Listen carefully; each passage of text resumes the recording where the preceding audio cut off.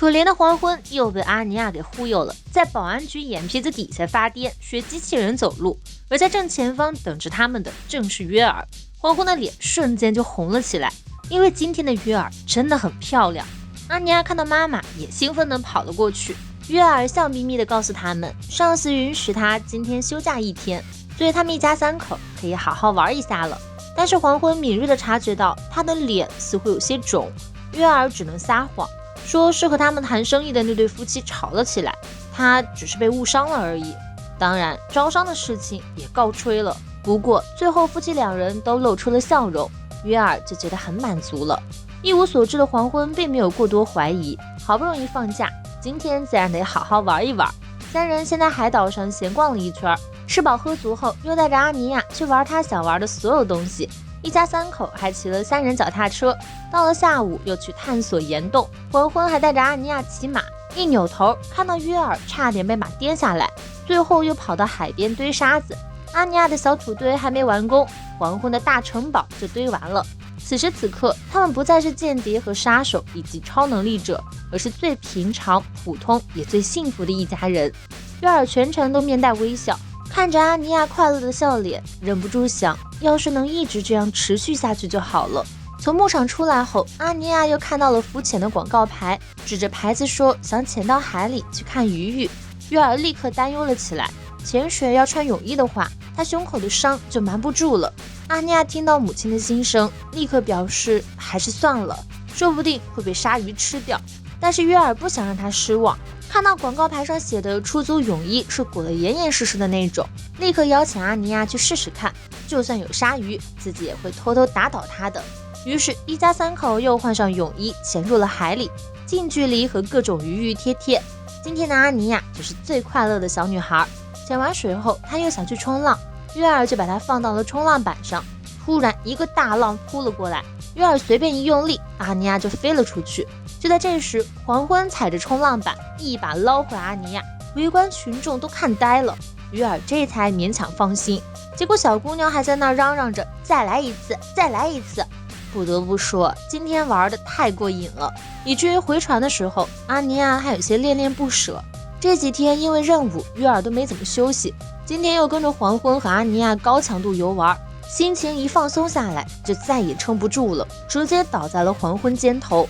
黄昏和约尔终于发大糖了，约尔倒下后就当场睡了过去，阿尼亚也嘟囔着好困，想睡觉。最后黄昏只能把老婆女儿一把抱起，带他们回船上。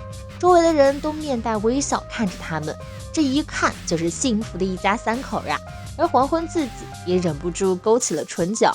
约尔小姐的工作想必很累，即便如此，也还是愿意陪着阿尼亚一起玩，真是辛苦她了。很快返航的时间就到了，游轮逐渐远离了岸边。这3天的旅行对于他们一家人来说，就仿佛做了一个美好的梦一样。回去后，黄昏找机会跟上司汇报了船上的情况。总之，一定要提防东国境内有没有未知的激进派势力存在。聊完了正事，上司开始八卦起来，问黄昏的假期过得怎么样，最重要的是阿尼亚小妹妹开不开心。黄昏却只觉得累，以后再也不想干这种事情了。殊不知约尔和阿尼亚都还在家等着他呢。阿尼亚压着的是一幅涂鸦，这是他们一家3口愉快的海上假期。约尔也回到市政府继续上班，还给同事们带了自以为很棒的伴手礼，没错，就是阿尼亚喜欢的骨头标本钥匙圈。同事们嫌弃的不行，但是一想到是约尔送的，就觉得也不是不能理解了。最开心的还要数有礼，一想到今天晚上就能见到姐姐了，走路都是哼着歌一蹦一跳的。不过一想到福杰那小子也会回来，他就目露凶光。而他每次一来，最忙的是黄昏，毕竟需要营造一种夫妻恩爱的氛围，要把之前拍的那些合照全部摆出来。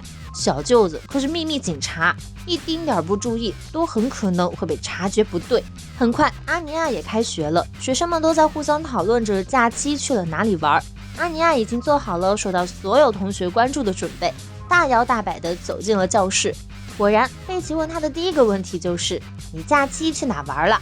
阿尼亚露出了做作的笑容，随即起范儿开始讲自己的冒险经历。话说那一天，阿尼亚来到了海上，而这就是一场无止境大冒险的开始。没错，阿尼亚登上了豪华游轮。来看阿尼亚的打脸瞬间，本来以为说出这句话后，贝奇和次子都会对他刮目相看。你说什么？你竟然登上了豪华游轮？阿尼亚，你过得好奢华呀！达米安更是亲口对阿尼亚道歉，觉得自己以前小看他了，然后主动邀请他来自己家做客，这样他就能协助父亲完成任务了。然而事实是，贝奇随口就说了句戳心窝子的话，什么嘛，这么普通啊？阿尼亚立刻反驳，一点都不普通，试图强调那艘船有多么豪华。结果听到那艘游轮的名字后，贝奇告诉他自己上学前也搭过，感觉也就那样。虽然他当时住的是皇家套房，可是家具的品味真不怎么样。这种随口就能品评一切的风度，岂是平民出身的阿尼亚所能达到的？更何况他当时坐的还是3等舱。这话一出口，达米安的2个小跟班就开始疯狂嘲笑，声称如果是他们坐3等舱，肯定会觉得丢脸说不出口。原来在阿尼亚眼中的豪华旅行，在这些贵族同学眼中甚至拿不出手。人家贝奇假期可是直接跟当红女演员一起办派对呢。其他同学听到后立马围了上来，意识到自己的风头被好友抢了，阿尼亚只能放出大招，告诉他们自己坐的船上可是有100多个不得了的家伙，比如那个什么锁链杀手巴纳比。虽然他说的是真的，可是知名杀手这种东西已经超出了小学生的认知范围，而且新闻上也没播报那艘游轮出事的事情，大家就以为是阿尼亚瞎编的。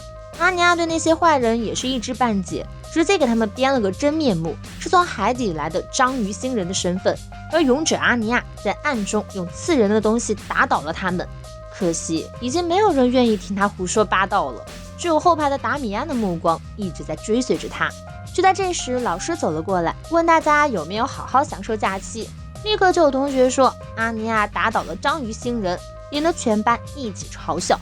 阿尼亚自己也满脸羞红，放学后闷闷不乐地往校门口走去。贝奇像个小大人一样安慰他，一旁路过的乔治却告诉阿尼亚，如果说谎不适可而止的话，就会像他一样变成边缘人。阿尼亚顿时就慌了，到家时舅舅已经来了，他就把自己被同学嘲笑的事情告诉了大人们，因为不能暴露自己知道那些事情，就只说自己想引人注目。于是3个大人纷纷告诉他，人不能说谎，会说谎的人都是人渣。然而事实是，在场的这一家人就没有不说谎的。3个大人都心虚的不敢看对方，知晓一切的阿尼亚满脸心累，说谎的确好累，以后再也不说谎了啦。